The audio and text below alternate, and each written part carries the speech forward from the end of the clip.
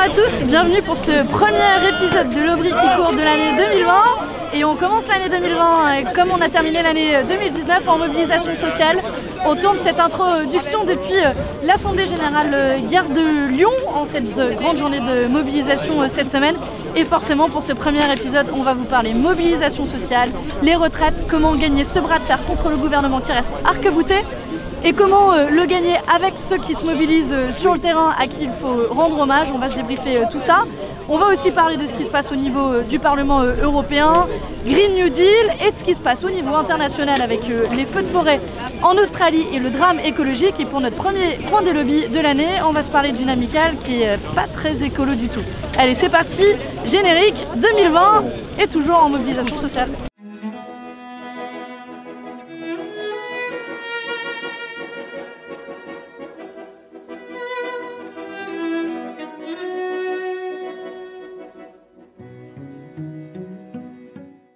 D'abord, pour commencer, je voulais vous souhaiter une bonne année à toutes et à tous. Et quoi de mieux à souhaiter pour cette année qu'une victoire, une victoire sur le front syndical, sur le front social, sur le front politique avec le retrait de la réforme des retraites.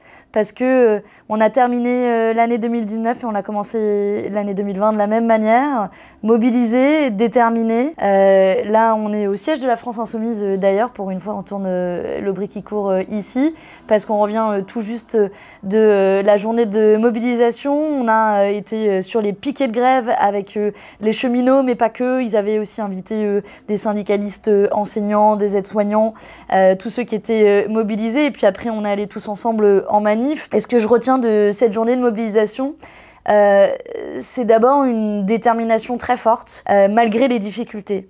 En discutant avec les gens, on avait des grévistes face à nous qui sont épuisés, ruinés, parce que la grève, ça coûte cher, mais qui sont d'une humilité et d'une force incroyable. On ressort jamais indemne de ces moments-là, parce qu'on a face à nous des gens qui ont accepté d'avoir une feuille de paye à 0 €. Tout ça parce qu'ils croient en notre avenir, ils croient d'abord en la force de la mobilisation sociale.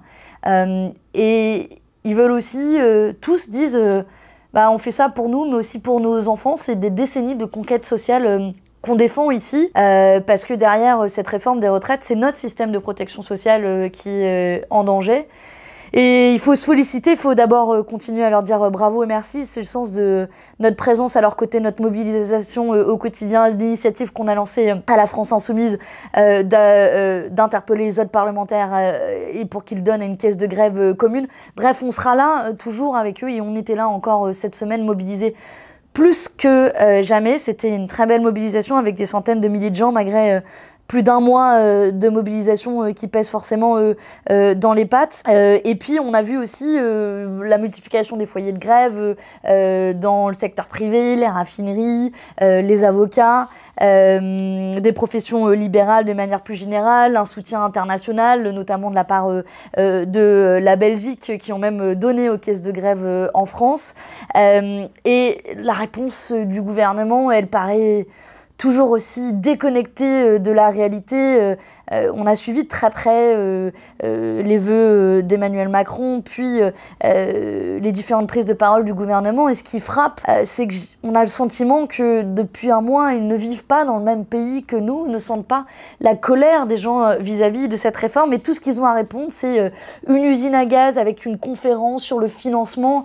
Mais qui peut croire à la conférence sur le financement à partir du moment où ils ont dit très clairement qu'ils refusent d'augmenter la part des recettes dédiées au financement de nos retraites, à partir du moment où ils refusent d'augmenter les cotisations sociales, à partir du moment où ils refusent de prendre dans la poche du capital. Et d'ailleurs, vous avez sûrement vu, hasard du calendrier, on a le même jour que la mobilisation sociale, l'annonce d'un nouveau record battu de dividendes versés aux actionnaires du CAC 40. Vous savez, ces grandes entreprises, les 40 plus grandes entreprises françaises, plus 15% versés l'an dernier aux actionnaires du CAC 40, qui fait que la France, cocorico, est championne d'Europe en la matière. Bref, le capital se gave, et peut-être que s'il y a un régime spécial qu'il faut abolir, c'est bien celui-là. Et on voit qu'en réalité, leur fausse concertation, le Conseil d'État a déjà révélé qu'il avait reçu le texte du projet de loi. Donc leurs négociations en réalité sont une vaste blague et qu'on connaît très bien leur stratégie. C'est d'essayer de nous vendre l'âge pivot et potentiellement de s'en servir comme variable d'ajustement en retirant potentiellement l'âge pivot, mais il ne faudra pas se fourvoyer. L'âge pivot, c'est l'arbre qui cache la forêt, et la forêt, c'est la réforme qui reste la même. Ils vont jouer sur les différents paramètres, que ce soit l'âge pivot, la durée de cotisation, mais à la fin, le résultat est le même. On sera toutes et tous perdants si l'on ne retire pas cette réforme, donc on restera plus jamais mobilisés jusqu'au retrait, parce que, comme le disaient très bien les syndicalistes que j'ai croisés aujourd'hui, on est fatigué, on est parfois stigmatisé, on est ruiné, mais on n'a rien trouvé d'autre de mieux dans l'histoire des mobilisations sociales que la grève. Alors on l'utilise et on continue à se mobiliser. Qui dit nouvelle année dit nouvelle priorité. Cette année 2020, ça va être la première année que je vais faire une année complète en tant que députée. Du coup, on a un peu réfléchi avec l'équipe et on s'est dit qu'on allait se fixer 4 priorités principales pour cette année, et on va vous les présenter maintenant. Première priorité, c'est député activiste. Député activiste, c'est comme ça que j'aime bien m'appeler, parce que pour moi, c'est important à la fois de travailler le fond des dossiers, le détail, la technique au Parlement européen, et c'est ce qu'on va continuer à faire cette année sur l'ensemble des dossiers, on va vous en parler, mais c'est aussi d'être présente sur le terrain, aux côtés des mobilisations sociales, aux côtés des désobéissants. Et quelque chose me dit que l'année 2020 va être encore bien remplie de mobilisations sociales, le front des retraites en ce moment, mais aussi l'attaque que fait Emmanuel Macron et qu'il continue envers les plus précaires avec la coupe dans les APL. Il continue à s'en prendre aux chômeurs. Et puis pendant cette année 2020, les mobilisations climatiques vont encore se renforcer pendant que les drames écologiques, eux, malheureusement se multiplient partout dans le monde. Alors je continuerai à être aux côtés des jeunes qui forcent les dirigeants politiques à agir parce qu'il y a urgence. Deuxième priorité, le Green New Deal. Le Green New Deal, c'est le combat politique central de mon mandat.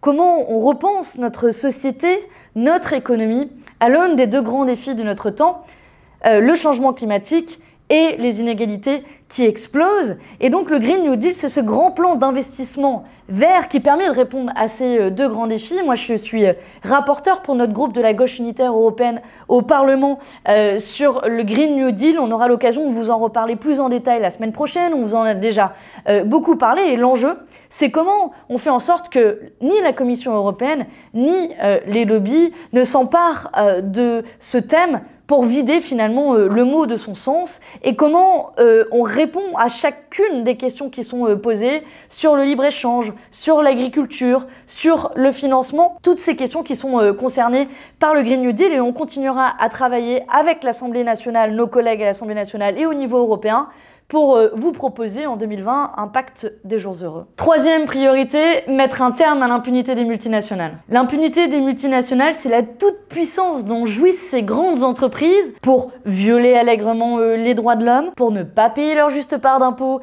et faire de l'évasion fiscale, et pour influencer les décisions publiques à travers les groupes de lobby. Ça tombe bien, nous on veut un devoir de vigilance des grandes entreprises multinationales pour qu'elles respectent les droits de l'homme, un combat européen qu'on va mener. Mon dada, lutter contre l'évasion fiscale avec notamment une liste crédible de paradis fiscaux. Et nos amis les lobbies qui semblent bien nous aimer depuis quelques mois, on les découvre depuis qu'on est au Parlement européen. Ils nous écrivent pas mal, on les expose dans le coin des lobbies, mais vous savez que c'est un combat qui nous tient particulièrement à cœur. On l'a vu aussi dans tout le travail qu'on a fait autour de la nomination des commissaires européens pour lutter contre les conflits d'intérêts, cette connivence entre les acteurs politiques et les acteurs privés. Et ce combat pour les lobbies, on va continuer à le mener à plusieurs titres, à la fois en les dénonçant, mais aussi en les régulant au niveau européen. C'est pour ça qu'on va continuer à demander une autorité indépendante de contrôle des conflits d'intérêts pour chasser une bonne fois pour toutes les lobbies des couloirs du Parlement européen. Quatrième priorité, Team Meuf. On l'a vu dans les bilans de fin d'année 2019, la visibilité des femmes, y compris à gauche, est catastrophique. Du coup, j'ai bien envie de mettre cette année 2020, et je le propose à tout le monde qui nous suive ou qui nous regarde, de placer cette année 2020 sous le slogan Team Meuf, ou même un hashtag Team Meuf, pour rendre leur place qu'il se doit aux femmes dans l'arène politique. On a fait un beau meeting à la fin du mois de décembre sur la question des femmes et des retraites. Je pense qu'il faut se poser la question à la France insoumise, mais aussi dans les autres appareils politiques, de comment on peut davantage donner la parole aux femmes, y compris aux femmes présentes dans les mobilisations sociales, aux femmes gilets jaunes, aux femmes syndicalistes. On a aussi peu vu de femmes syndicalistes, par exemple, sur les plateaux télé ces dernières semaines, aux femmes qui se mobilisent, aux femmes activistes, aux femmes qui sont souvent les premières à payer le prix des politiques antisociales du gouvernement, politiques anti-chômage, politiques contre les précaires. Et je pense qu'on a une responsabilité, nous, acteurs politiques, à donner de la voix pour ces femmes. Et si on veut véritablement faire de la politique différemment, il faut aussi qu'on dise que nous, femmes, on refusera de continuer à se faire invisibiliser en 2020. Alors en 2020, plus que jamais, Team Meuf. Ce qui a fait aussi la transition entre l'année 2019 et l'année 2020, ce sont ces terribles incendies qu'est en train de vivre l'Australie.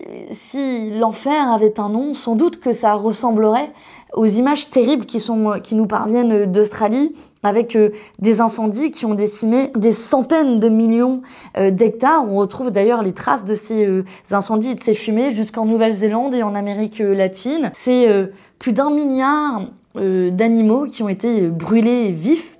Vous imaginez 1 milliard d'êtres vivants brûlés vifs à cause d'incendies qui sont la conséquence directe de l'activité humaine. Et je sais pas vous, mais toutes ces scènes, on a l'impression qu'on est en train de vivre le prologue d'un blockbuster dans le genre Mad Max.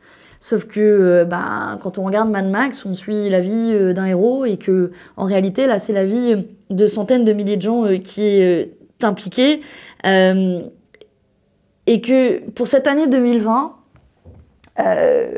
et pour le 21e siècle, on a le sentiment là qu'après avoir vécu la guerre froide pendant le 20e siècle, finalement la nouvelle guerre qui sera celle du 21e siècle est la guerre chaude, pour vivre directement les conséquences du réchauffement climatique qui produisent des tensions partout dans le monde. Et on l'a vu même là en Australie, où l'armée est utilisée directement pour faire face aux flammes. Des snipers sont mobilisés pour descendre des milliers de chameaux qui sont assoiffés et qui cherchent de l'eau là où vivent les hommes. Et pendant ce temps-là, sur un autre front, l'Indonésie connaît les pires inondations qu'ils ont vues depuis 2013, avec des victimes aussi.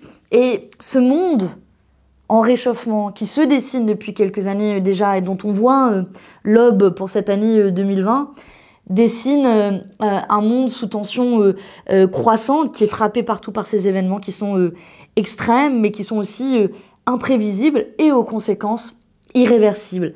Et il faut garder en tête que nous allons actuellement vers une trajectoire de réchauffement climatique de l'ordre de 3 degrés et que l'Australie n'a connu un réchauffement climatique, j'ai envie de dire, que de l'ordre d'1,5 degré sur l'année 2019.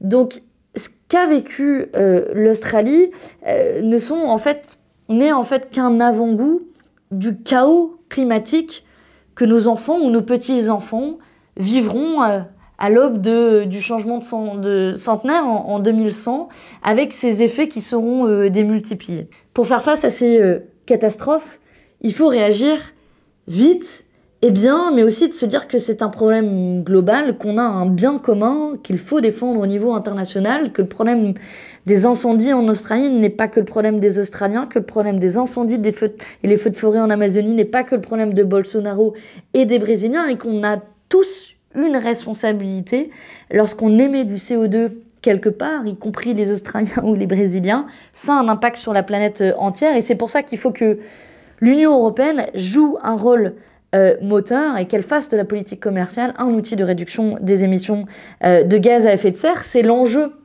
du mandat actuel de la Commission européenne. Ils parlent de neutralité carbone tout en maintenant leur politique commerciale qui vise à importer des produits venant de l'autre bout de la planète, y compris de l'Australie, y compris de la Nouvelle-Zélande, à importer des produits qui ont été produits dans des conditions environnementales qui détruisent la planète. Et c'est bien là tout l'enjeu de la cohérence, de l'urgence, mais aussi de tout changer, nos modèles de production, nos modes de consommation, parce que sinon, ces terribles événements des incendies en Australie ne vont que se répéter, s'amplifier, et c'est pour ça que cette année 2020 sera une année combative sur le front climatique, ou ne sera pas.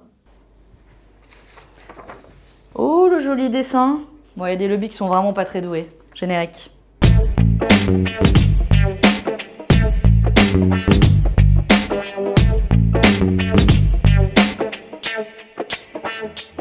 Alors, on a vu que notre petit coin des lobbies d'avant les vacances avait été adoré par les médias et qui en ont beaucoup parlé, qui ont beaucoup commenté sur les réseaux sociaux. Peut-être qu'on aurait dû pas sortir du loup trop tôt sur ce cadeau de la bouteille de champagne de Poutine et peut-être qu'on aurait reçu d'autres cadeaux. C'est dommage, on aime bien les cadeaux pendant les fêtes. Surtout, on aime bien les montrer pour les dénoncer et franchement on n'est pas naïf là-dessus, on sait très bien que parce qu'on a parlé de Poutine, de la Russie, les médias ont adoré et s'en sont emparés. J'espère que nos futurs coins des lobbies où on dénoncera le poids, le rôle joué par les grandes entreprises multinationales qui influencent les décisions politiques, eh ben les médias s'en saisiront autant. Donc je les interpelle à travers ce nouveau coin des lobbies et j'espère que celui-là fera parler aussi. Parce que l'objectif derrière, et c'était le sens aussi des articles qui ont pu être écrits, l'objectif c'est de dénoncer le poids des lobbies ici sur la place bruxelloise et dans les institutions européennes de manière plus générale, à travers des cadeaux faits aux députés. Ça c'est limite les exemples les plus visibles, mais il y a plein d'autres choses assez pernicieuses qui se passent ici dans les couloirs, et le vrai enjeu derrière, c'est l'indépendance avec laquelle sont prises les décisions au niveau européen et le contrôle des conflits d'intérêts dont vous savez que c'est un sujet qui nous tient particulièrement à cœur. Et on voit que l'idée qu'on a lancée de concours des lobbies, de cérémonie des lobbies qu'on organisera à la fin de l'année commence à prendre. Donc continuez à nous faire vos propositions en commentaire dans la vidéo, vos propositions de prix qu'on pourrait décerner aux lobbies pour l'année 2020. L'année 2020, elle commence d'ailleurs assez bien. Après les lobbies de Noël, on a droit avec la nouvelle année au lobby de nouvelle année. Donc on reçoit plein de petits messages qui nous souhaitent la bonne année et on n'a pas résisté à l'idée de vous montrer ce magnifique dessin de l'amicale des foreurs, donc ceux qui extraient le pétrole. Qui je crois se passe de commentaires si vous le regardez de très près. Bon, déjà on va se le dire, graphiquement ça vend du rêve. Je pense que Mathieu qui est derrière la caméra et qui fait nos graphiques pourra aller leur donner quelques petits cours pour que au moins pour les vœux 2021 ce soit un peu plus joli. Et c'est vrai qu'après tout le pétrole c'est l'avenir, c'est le truc à la mode. Et que, comme tout le monde en fait, la France devrait aussi augmenter son extraction de pétrole. Bon, en vrai, on n'est pas gentil, vous savez qu'on aime bien se moquer, mais cette amicale des foreurs, il n'y a pas qu'elle. Et ce que raconte Macron en France ou Ursula von der Leyen au niveau européen, c'est finalement à peu près le même combat. Peut-être que d'ailleurs même leurs graphismes sont un peu meilleurs, mais le discours derrière, il reste le même. Du coup, je voulais vous dire à cette chère amicale des foreurs, je n'ai pas forcément été convaincue par vos vœux de bonne année, mais n'hésitez pas à aller un peu plus loin, toquer à la porte de la République en marche. Ils ont l'air de bien aimer le pétrole au vu de leur relation avec Total. C'est la fin de ce 21e épisode de l'Aubry qui court et le premier pour cette année 2020. Merci à tous ceux qui nous ont suivis, qui partagent les vidéos. Et d'ailleurs, notre dernier épisode de l'année 2019 a battu tous ses records. Vous êtes plus de 6000 à l'avoir vu. Donc n'hésitez pas à continuer à partager les vidéos, à mettre des petits pouces bleus si vous avez aimé. Ça nous encourage et à nous faire des commentaires, des retours. On prend toujours. N'oubliez pas de contribuer à faire des propositions pour notre cérémonie des lobbies. Et puis nous, on se retrouve la semaine prochaine où ce sera encore une semaine très intense Entre les mobilisations sociales d'un côté et une semaine plénière à Strasbourg où on va notamment porter une résolution sur le Green New Deal. Mais de tout ça, on se reparle la semaine prochaine. D'ici là, portez-vous bien et surtout, la lutte continue. Bon, quand tu veux, Manon Aubry, députée européenne, Tu me cache derrière une feuille. On te voit. Tu me vois? Oui. Tu me vois plus? Si, je te vois. Tu me vois? Je me vois plus. Tu me vois?